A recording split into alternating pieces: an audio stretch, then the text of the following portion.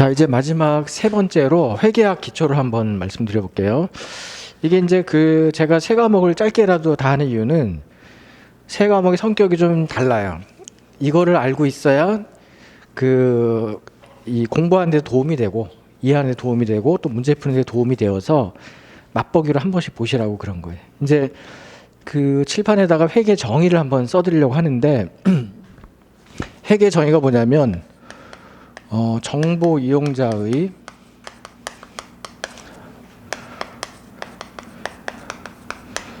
경제적 의사결정에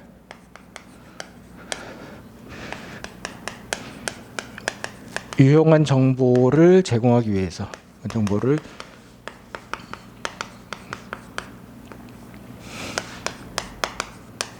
위해 기업 실체에 관한 경제적 사건을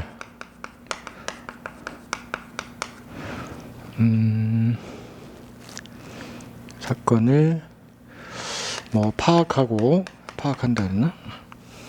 파악하고 그다음에 평가하고 보고한다. 파악이라는 말도 뭐 괜찮지만은 뭐 식별이라는 단어 좀 어렵지만은 식별하고 뭐 측정하고 뭐 보고한다. 이렇게 한번 해볼게요. 앞 시간에 재무관리 정의는 굉장히 짧았어요. 자금의 조달과 운영.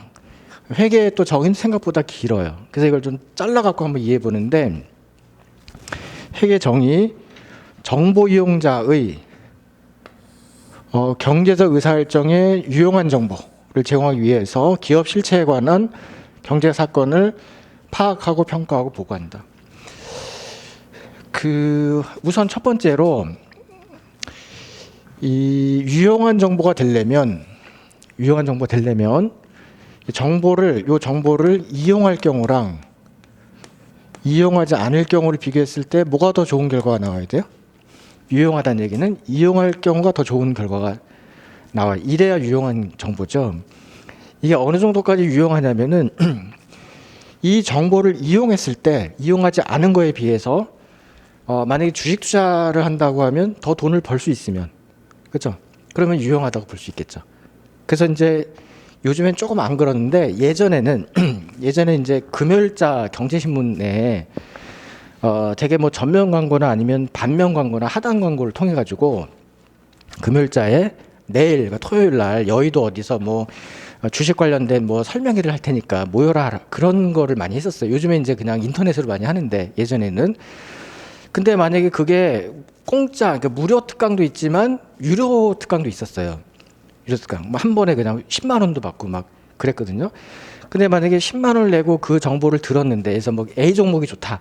그 추천을 받았는데 그걸 내가 믿고 샀더니 막 100만 원을 벌었다. 만약에 하루 만에 그러면 10만 원이 아깝겠어요? 안 아깝겠어요? 안 아깝지. 그러니까 유용한 정보라는 건 내가 돈을 주고라도 살 의향이 있는 정보가 유용한 정보예요. 나한테 유익하다고 하면. 근데 회계 정보는 공짜예요, 사실은. 돈을 안 줘도 돼. 공짜인데 그 정보를 이용하면 이용하지 않을 경우보다 훨씬 좋은 결과가 나와요. 근데 그럼 누구한테 유용해야 되냐면은 이 정보 이용자한테 유용해야 되는데 우선 고전에 이 정보 이용자의 경제적 설정이 뭐냐? 이거는 아까 우리가 경제적 또 이게 유식하게 말을 써서 그렇지 그냥 천박하게 쓰면 돈이에요. 돈 그냥 돈에 관한 의사결정이니까 뭐 아니면 뭐예요? 돈에 대한 조달과 운용에 관한 의사결정이에요. 조달은 돈이 들어오는 거고 운용은 돈이 나가는 거예요. 운용 대신에 그냥 투자라고 해야 돼요. 투자. 그래서 이런 의사결정이 유용하면 돼요. 투자 의사결정. 조달 의사결정이 유용한 정보가 돼야 되는데 이 정보 이용자가 누구냐에 따라서 유용한지 아닌지가 또 달라질 거 아니에요. 정보 이용자를 잘 아셔야 되는데 이 정보 이용자가 회사 내부에도 있고 회사 외부에도 있어요. 내부의 정보 이용자도 있고 외부 정보 이용자도 있는데 내부의 정보 이용자는 주로 누구냐 그러면 경영자예요. 경영자. 물론 디테일하게 들어가면은 이 회계 정보니까 격리 직원도 필요할 수도 있고 격리 부장도 필요할 수 있고 CFO도 필요할 수 있겠지만 궁극적으로는 경영자가 이 의사결정하는 사람이니까 경제 조달과 운영의 의사결정하는 사람이니까 궁극적으로는 경영자라고 생각하시면 돼요. 경영자. 외부에 있는 정보 이용자는 이제 앞 시간에 재무 관리를 들었기 때문에 조금 이제 두 사람 정도는 나와야 되는데 회사 바깥에 있지만 이 회사의 회계 정보를 필요한 사람이 적어도 두 사람은 나와야 돼요. 누구랑 누구? 예, 주주와 채권자. 주주하고 채권자. 회사 바깥에 있지만 이 회사에 투자할 거냐 말 거냐. 이 의사결정할 때 꼭 필요한 사람이고 주주 채권자 말고 세 번째로 서드 파티 세 번째로 중요한 대상이 있어요. 회사 외부에. 누굴까? 저 회사의 회계 정보에 진짜 관심이 많은 세 번째 파티가 있어. 뭐냐 그러면은 세무사를 좀 더 확장해서 국가나 정부. 왜 필요할까요? 세금 걷어야 되잖아요. 그렇죠? 국가. 그 다음에 조금 작지만 노조라든지. 노조는 왜 필요할까? 임금 협상 할래도 그냥 무작정 많이 달라고 하면 떼쓰는 거니까 어느 정도 합리적으로 주장해야 될 거 아니에요. 회사 이 정도 이익 났으니까 우리 종업원에게 30%는 좀 혜택을 달라고 할 수 있을 거 아니에요. 그러니까 노조도 필요하고 그다음에 뭐 더 넓게 보면 사회단체도 필요하고 아니면은 뭐 소비자도 필요할 수도 있겠죠. 똑똑한 소비자라고 하면 이렇게 여기는 엄청 많고 여기는 일단 경영자의 정점 있는 경영자만 대상으로 생각하시면 됩니다. 그런데 이 경영자를 위한 회계 정보를 우리는 뭐라고 부를 거냐면은 관리회계라고 부를 거예요. 관리회계. 관리회계는 영어로 쓰면 이제 managerial accounting 이렇게 써요. 관리회계. 근데 반면에 이렇게 많은 외부에 있는 사람들을 위한 회계를 뭐라고 부르냐면은 재무회계라고 불러요. 재무회계, financial accounting 이렇게 부릅니다.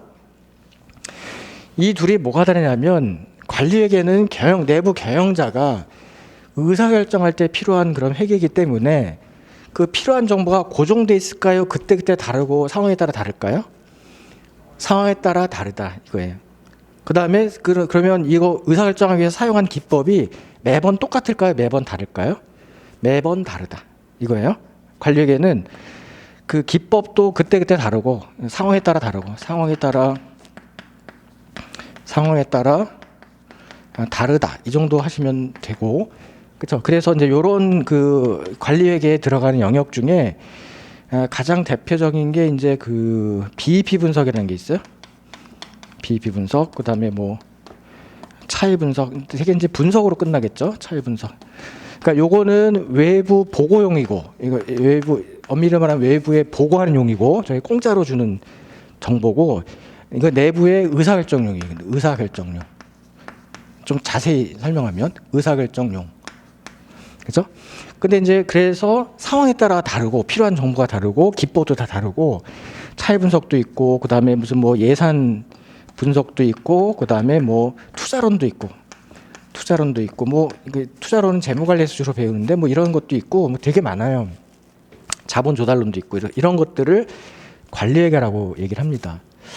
근데 반면에 재무회계는 이해관계자가 굉장히 많아요. 이거에다가 점점점 했으니까 더 많을 수도 있잖아요. 근데 이 많은 사람들이 원하는 정보가 다 같겠어요? 다르겠어요?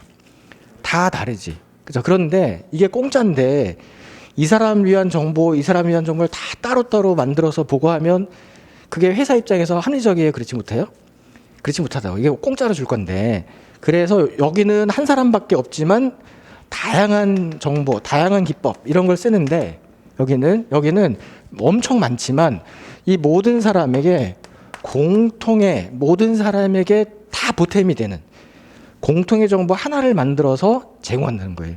예, 공통의 방식 또는 공통의 정보를 제공의 특징. 여기는 다양한 기법, 다양한 정보를 제공하는 게 특징이라면 상황별로 여기는 사람은 많지만 모두에게 도움이 될 만한 공통의 정보를 제공한다는 거예요. 그래서 이거를 뭐라고 부르냐면 일반적으로 인정된 회계 원칙에 따라서 만들어요. 원칙에 따라서 만들어. 정보를 만들 때 내 마음대로 만드는 게 아니라 서로 약속된 방식으로 만드는 거예요. 그래서 원칙이라는 걸 쓰고 이 일반적으로 인정된 회계 원칙이 너무 기니까 이걸 보통 GAAP 그래서 gap이라고 줄여서 읽는데 이게 영어로 써보면 여기가 G고 이게 A고 이게 A고 이게 P예요. 영어로 읽어보세요. 일반적으로 Generally Accepted Accounting Principle PLE로 끝나는 Principle 됩니다. 그게 이제 gap 이렇게 얘기하는 일반적으로 인정된 회계 원칙. 여기는 특징이 뭐냐면 원칙에서 정보를 만들고 이 사람들도 원칙에 따라서 정보를 해석하면 돼요. 해석하면 돼요. 자, 그러면 우리가 첫째 시간은 경영학을 했고 둘째 시간 재무관리 했고 세 번째 시간에 회계학을 하는데 경영학은 누구 입장에서 연구한 학문이냐? 경영자. 그러면 둘째 시간 재무관리는 누구 입장에서 연구한 학문이냐? 대답이 주주 입장. 오늘은 깊게 안 들어서 그런데 재무관리는 주식회사를 기본 회사로 가정해요. 그리고 주식회사의 주인은 누구다? 주주. 그러니까 주주 입장에서 연구한 학문이 재무관리고 회계는 누구 입장에서 연구한 학문이냐? 기업 자체. 경영자도 아니고 주주도 아니고 기업 자체에 대해서 우리가 기업 자체를 주인으로 보고 기업 자체 입장에서 만드는 정보예요. 그죠? 자, 그래서 요건 더 깊게는 들어가지 말고 그러면 정보를 만들 때 외부에 있는 이런 이해관계자들, 이건 그냥 줄여서 이해관계자라고 하는데 이해관계자들에게 모두에게 도움이 될 만한 공통의 정보를 약속된 공통의 방식으로 만들어서 제공한다는 거예요. 그게 이제 갭이 되는 거예요. 근데 갭이 과거에는 코리아 갭, 그다음에 뭐 US 갭, 그다음에 뭐 EU 갭, 그다음에 뭐 일본 갭 이렇게 해서 다양한 갭들이 있었어요. 나라마다 다 갭이 달랐었어요. 나라마다. 근데 이렇게 하면 어떤 불편함이 있냐면 요즘 같은 시대에는 다국적 갭 있잖아요. 삼성 같은 데도 한국에만 공장이 있는 게 아니라 뭐 중국에도 있고 미국에도 있고 많이 있을 거 아니에요. 그러면 그 나라 가서 사업하려면 그 나라 갭에 맞춰서 회계 정보를 만들어 갖고 보고해야 된다. 언어도 그 나라 언어로. 그렇죠? 그럼 한국에 있는 삼성의 이건희 회장이 그거를 나라마다 다 만들어진 갭을 다 모아놓고 이해할 수 있을까요? 그건 불가능하지. 나라마다 룰도 다 다르고 화폐 단위도 다르고 언어도 다른데. 그렇죠? 그 불편하다고. 또 하나는 기업도 불편하지만 투자자가 요즘에는 한국 사람이 미국 나스닥에 투자할 수 있고 미국 사람이 한국 시장에 투자할 수 있잖아요. 그렇죠? 그런데 나라마다 갭이 다르면 이 미국 사람들이 한국 갭을 예전에 믿었을까요? 안 믿었을까요? 안 믿는다고. 그렇죠? 얘네들은 아주 철저하게 왜냐면 이쪽은 이게 회계 부정 이런 거에 대해서 엄청 철저하게 막 단칼에 치는데 우리나라는 그냥 뭐 그럴 수도 있지 뭐 이러면서 넘어갈 때도 많다고. 그렇죠? 그러니까 한국 갭으로 만들어진 회사의 정보를 못 믿으면 투자 유치도 힘들고 우리나라 입장에서 보면 이런 여러 가지 불편함이 있어서 이거를 IFRS로 전 세계가 하나로 통일을 하기 시작했어요. 그래서 이거를 그냥 국제 회계 기준으로 해석하긴 하는데 국제 회계 기준으로 이렇게 해석하긴 하는데 원래는 국제 재무 보고 원칙이에요. 원래는 국제 재무 보고 원칙. 그렇게 우리가 영어로는 쓰지만 그냥 해석은 이렇게 한다고. 그래서 요즘에는 이제 국제회계 기준에 의해서 우리가 정보를 만들면 똑같은 룰로 만들었기 때문에 미국 사람들도 한국 재무제표 봐도 이해가 가고 한국 사람도 미국 재무제표 봐도 언어만 좀 다르지 그 결과에 대해서는 이해를 할 수가 있다는 분석 평가가 가능하다고 보는 거예요. 그러니까 이렇게 시대가 바뀌었는데 제가 이걸 왜 얘기냐면 저는 강의에 이것도 하고 이것도 두 가지를 다 강의합니다. 그렇죠? 왜 그러냐면 이유가 지금 이 IFRS가 우리나라에서 의무적으로 적용해야 되는 것은 상장 기업이에요. 상장 기업하고 그다음에 은행권, 금융기관 여기는 100% 무조건 의무로 해야 돼.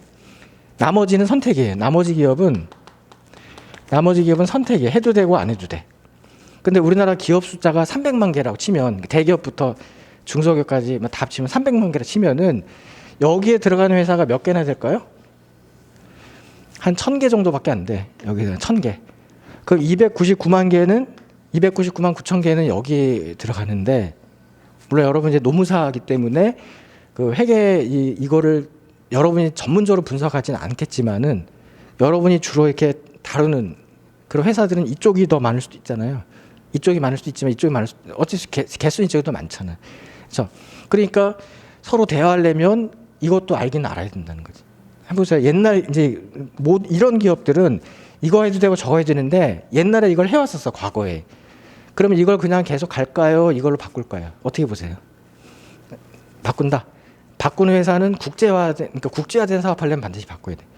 그리고 이제 이런 은행권에서 뭔가 대출을 받거나 뭔가 하려면 반드시 바꿔야 되긴 하지만 국내 사업만 하고 그런 회사들이면 옛날 언어가 익숙하고 불편하잖아요. 그냥 남아있는 회사도 많기 때문에 실무로 가면 둘 다 알긴 알아야 된다. 또 하나, 시험은 항상 어디서 나오냐면 이렇게 변경된 것에서 수정된 것에서 시험이 나와요. 요거랑 달라진 부분이 있잖아요. 그렇죠? 근데 달라진 부분이 5%밖에 안 돼. 나머지 거의 똑같 95%가 비슷해. 우리나라 기업회 기준이 여기에 맞춰서 계속 바뀌고 있어요. 그러니까 사실 차이도 별로 안 나는데 그러면 시험은 차이가 나는 거나 바뀐 데서 나올 수밖에 없어요. 그건 모든 출제자가 다 그래요. 새로 바뀐 거 이거를 다 중시하기 때문에 그래서 그냥 이것만 수업 듣는 것보다는 요거 두 개를 동시에 들으면 상당히 도움이 많이 됩니다. 전 수업을 그렇게 할 예정인 거를 좀 알려드리고 이제 요 경제 사건은 요거는 재산의 회사 재산의 변동을 가져오는 사건 이렇게 이해하시면 되고 그렇죠. 요거를 경제 사건 요 정도만 일단 써놓고 지금 시간이 없기 때문에 이 경제 사건은 재산의 변동을 가져온 사건인데 이거를 첫 번째 할 일이 파악하는 파악. 이게 경제 사건이냐 아니냐를 파악해야 돼요. 그러니까 회계는 모든 내용을 모든 사건을 다 보고하는 게 아니라 유용한 정보만 제공하는 거거든요. 뭐 여러분 재무제표 보신 적 있는지 모르겠지만 한 표 안에 다 나오거든요. 아무리 큰 회사라도. 그렇죠? 그럼 그 안에 모든 걸 다 넣을 수 있나요? 아니라고. 중요한 것만 낸다고. 중요한 것만. 그렇죠? 그래서 요거를 먼저 식별하는 게 중요해요. 이게 경제 사건인가 아닌가 식별하는 게 1번이고 식별하고 나면 이거를 얼마로 그러니까 두 번째 할 일이 뭐냐면 이거를 화폐 가치로 측정해요. 그 사건을 다 돈으로 환산해서 보고해요. 아까 우리가 건물을 샀다 그러면 건물을 샀다라고 쓰는 것이 아니라 건물 100억짜리가 들어왔다. 100억. 현금 100억이 나왔다. 100억. 그걸 화폐 단위로 표시하거든요. 그렇죠? 그래서 이게 평가할 일이 하나가 있고 보고하는데 오늘은 남은 시간이 많지 않아서 요것만 설명드려도 한 20분 가니까 보고를 어떻게 하냐면 요거를 재무 제표로 보고한다는 거예요. 요거 한 10분 넘게 걸리거든요. 그러니까 요거 하고 아마 마칠 것 같아요. 재무제표. 재무제표는 영어로는 Financial Statements라는 단어인데 스테이트먼트는 단수고 스테이트먼트한 복수인데 요게 많다는 뜻이에요. 많다. 우리가 학생 재군 막 재가 많다는 거잖아요. 그래서 재무와 관련된 여러 개의 표. 그게 FS, Financial Statement, FS인데 요 FS가 5개 플러스 알파 이렇게 이해할 때도 있고 4개 플러스 알파 이렇게 할 때도 있는데 왜 저는 두 가지를 설명하냐면 요거는 코리아 갭이에요. 코리아 갭. 코리아 갭에서는 5개 플러스 알파고 IFRS에서는 4개 플러스 알파예요. 저는 항상 두 가지를 다 해요. 그래서 5개였는데 4개로 뭐가 줄었냐 이거 알고 있는 게 더 그냥 4개만 딱 배우는 것보다는 낫다는 거예요. 자, 그러면 예를 들어서 5개 먼저 소개할 건데 첫 번째가 BS 그다음에 IS인데 BS는 이제 보통 한국말로 먼저 쓸까? 한국말로 먼저 쓸게요. BS는 우선 대차 대조표, 그 다음에 손익계산서. 대차 대표를 BS라고 쓸 거고 손익계산서를 IS라고 쓸 거예요. 근데 제가 이제 그 기존 코리아 갭도 설명하고 IFRS 설명한다고 그랬잖아요. 그래서 IFRS는 별도로 제가 빨간색으로 표현을 많이 해요. 그러니까 대차 대표는 기존 코리아 갭에서 이렇게 표현했었고 옛날 우리가 수십 년간 이 실무에 있는 사람은 다 대차 대표라는 말이 익숙해요. 이름 다 알아들어. 근데 요즘에는 이거를 재무 상태표라고 표현해요. 재무 상태표 이렇게 표현하기도 합니다. 그러니까 두 가지가 다 혼용되고 있어. 실무에서는. 그러니까 둘 다 알아들어야지. 이거 처음 듣는다 그래도 이상하고 이거 처음 듣는다 그래도 이상한 거예요. 근데 이제 이 대차 대표는요. 정의가 뭐냐면 일정 시점에 재무 상태를 나타내는 표예요. 이게 정의예요. 일정 시점의 재무 상태. 그러면 일정 시점이라고 하는 건 뭐냐면은 예를 들어서 12월 31일 현재 시점 이런 뜻이에요. 12월 30일 현재 시점에 재무 상태를 나타내는 것이다. 이렇게 얘기하는데 이 어느 시점에 특정 시점의 상태는 보통 우리가 뭐라고 얘기하냐면 스테이트라고 그래요. 스테이트는 그냥 상태라고 보통 해석해. 상태. 어떤 상태를 스테이트라고 부릅니다. 12월 30일 현재 재무의 상태를 나타내는 것을 재무상태표. 그 이름 그대로 아니면 대차제표표. 이게 부르는 거예요. 반면에 영어로는 밸런스 쉿이고요. 그 다음에 손익계산서는 인컴 스테이먼트인데 인컴 스테이먼트는 일정 기간의 경영 성과라고 해도 되고 영업 성과라고 해도 돼요. 일정 기간에. 그럼 이 중에 일정 기간이란 단어는 요거는 예를 들면 1월 1일부터 12월 31일까지 이렇게 끝나요. 여기는 현재라고 붙는데 여기는 1월 1일부터 12월 30일까지라고 불러요. 이런 개념은 여기처럼 일정 시점에 파악하는 것이 아니라 일정 기간에 걸쳐서 파악하는 거기 때문에 이걸 보통 우리가 플로우라고 해요. 플로우. 이런 건 뭐냐면 누적치를 말하는 누적치. 어느 시점의 상태, 스테이트라고 하기도 하고 스탁. 아까는 우리가 주식을 표현할 때 스탁이라는 단어 썼었는데 그것도 얘랑 비슷한 건 쌓여 있는 상태. 그걸 스탁이라고 부르기도 합니다. 그렇죠? 통나무가 쌓여 있는 걸 스탁이라고 보통 그러거든요. 자, 그러면 요 두 가지를 어떻게 이해하시면 좋으냐면 예를 들어서 우리가 저수지에 1월 1일 날 물이 100톤이 있었어요. 1월 1일 날. 근데 1년 동안 그러니까 1월 1일 12월 30일 동안 물이 50이 들어오고 30이 나갔어요. 상류에서 50이 들어오고 하류로 30이 나갔어. 그러면은 20이 증가했겠죠. 그러면 12월 31일은 120톤이 된다고. 120톤. 그러면 요걸 뭐라고 그러냐면 요거를 1월 1일의 재무 상태 쌓여 있는 거예요. 저량. 요거를 스탁을 저량이라고 해석하고 플로우를 유량이라고 해석해요. 저량, 유량. 저량은 뭐냐면 저장량. 1월 1일에 저수지의 물의 저장량. 요거는 12월 30일의 저량. 그러니까 상태라고 해도 되고 저량이라고 해도 돼요.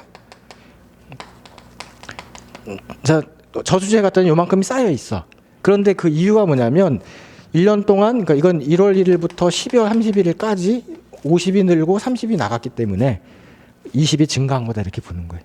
근데 요게 뭐냐면 요게 BS고요. BS가 재무 상태 나타내는 거고 요게 IS예요. 요걸 우리가 수익이라고 부르고 요걸 비용이라고 불러. 20을 이익이라고 불러. 이익. 그죠? 이익. 그래서 20이 이익이 났기 때문에 요 기초 상태에서 플러스 20을 증가시키면 기말 상태가 되는 거예요. 이익이라고 해도 되고 아까 이익 잉여금이라 해도 되는 거지. 그래서 우리는 어느 시점의 상태도 알아야 되고 어느 기간의 성과도 알아야 되고 그렇지? 이 두 가지를 하나는 BS, IS 이렇게 부르는 거예요. 그 다음에 이제 세 개를 더 소개하면 되는데 하나는 현금 흐름표라는 게 있어요. 현금 흐름표. 요거는 캐시 플로우 스테이먼트 이렇게 부르는데 이거는 일정 기간의 현금의 변동 또는 변동 내역 이걸 보여주는 거예요. 그러면 더 깊게 들어가면 좀 복잡해지는데 얘네들은 나중에 어차피 배울 거니까 얘네들은 발생주의에 의해서 만들어진 정보예요. 발생주의는 이제 경제적 실질에 따라서 만들어진 거다 이렇게 얘기하면 더 깊게 들어가면 복잡하니까 그러면 현금주의에 의한 정보를 얘가 주지 못해요. 그냥 쉽게 얘기해 볼게. 아주 쉽게. 예를 들어서 우리 회사가 11월 1일 날 외상으로 100억을 매출했어요. 100억을 11월 1일 날. 그러면 이게 올해 이 손익계산서의 수익으로 잡힐까 안 잡힐까요? 외상으로 100억을 매출했어. 그럼 수익에 잡혀. 왜냐하면 발생주의라는 건 뭐냐면 현금 흐름과 관계없이 실제로 발생한 사실에 따라서 인식하는 거거든요. 현금은 안 들어왔지만 실제로 팔렸잖아요. 그럼 이게 올해 매출로 들어가. 현금은 들어왔어요? 안 들어왔어요? 안 들어왔지. 그럼 여기는 발생주의한 정보이기 때문에 현금에 대한 정보가 정확하지 않아요. 현금이 들어왔는지 안 들어왔는지. 그래서 그거를 보여주는 게 얘예요. 현금표. 더 깊게 들어가면 복잡하니까 얘네들은 발생주의, 경제적 실질, 실제로 발생한 사실에 따라서 보고하는 게 얘고 얘는 캐시, 현금.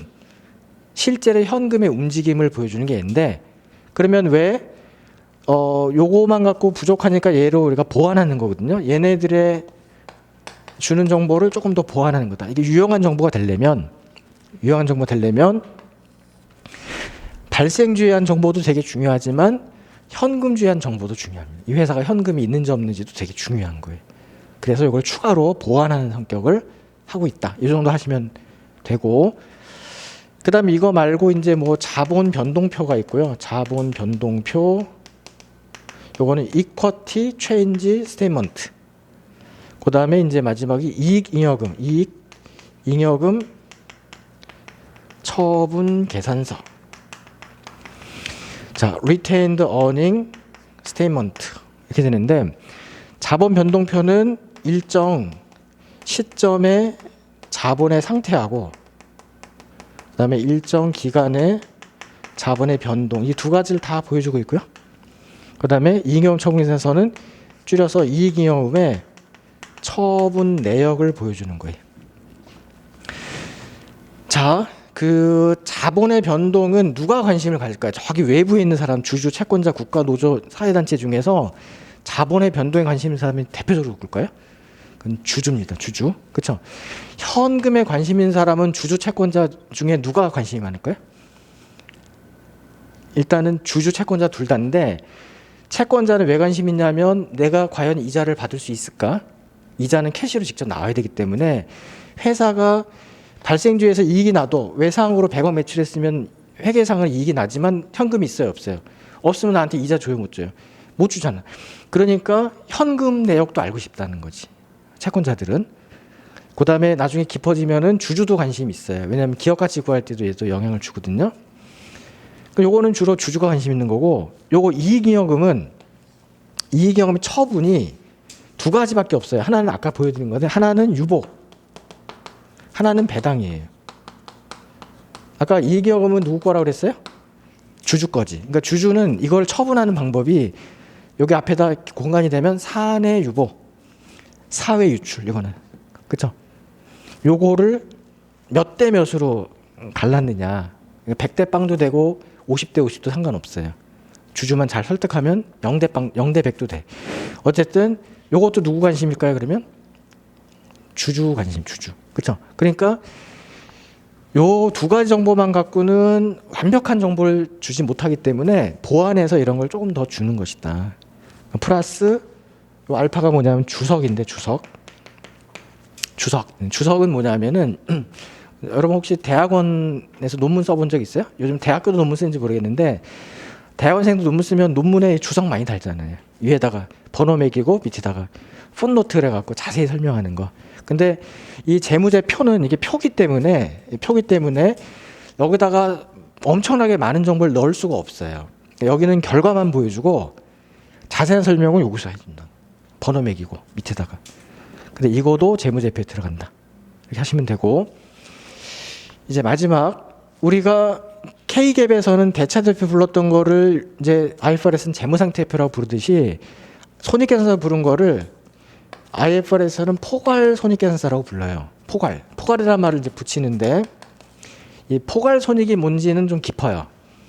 일반 손익과 포괄 손익이 좀 달라. 그래서 요거는 다음에 이제 필요할 때 하기로 하고, 이렇게 5개 플러스 주석 그러면 K갭이고 4개면 요게 사라지는 거예요. 요게 없어도 돼. 중요도가 낮다고 본 거예요. 국제회계 기준에서는.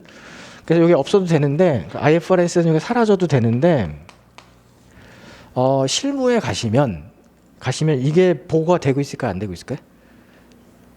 그러니까 여러분들 주변에 아는 사람한테 재무제표 달라고 해보시면 이게 딸려올까요? 안 올까요? 다 딸려옵니다. 다 만들고 있어요. IFRS만 안 해도 된다는 거지, IFRS도 해도 상관없어요.